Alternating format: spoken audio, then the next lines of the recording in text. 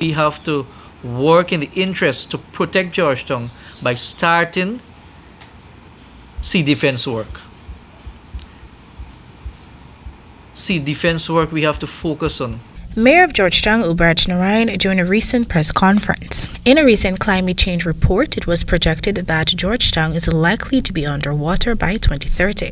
It was reported that the area projected to be underwater is where 90% of Guyana's population resides.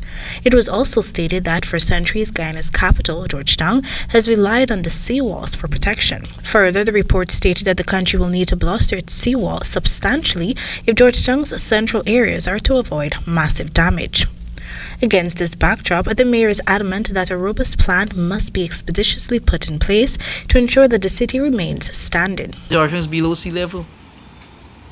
And if we don't focus on it, all this high-rising building going up, all the investors is coming here, one day it might go underwater.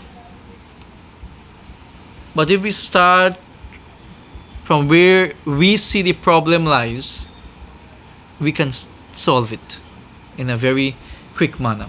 Even with climate change reports highlighting the importance of effective sea defenses, there was no major work scheduled for the upgrading of Georgetown sea defense in 2021. And while $5 billion have been approved for sea defense works in this year's $552.9 billion budget, it will be used to construct sea defenses in Maria's Delight in Region 2, Leguan, Zealandia, La Resource in Essequibo, Grove Region 4, Bijeville and X6 in Region 5. Meanwhile, it was also conveyed that special attention must be placed on the city's drainage structure. It's a good system, but it's outdated.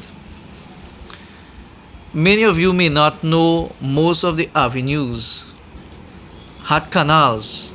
Today you have a little fine drain. To correct this, an interagency approach will need to be utilized since the mayor and city council cannot rectify the drainage structure on its own, he said.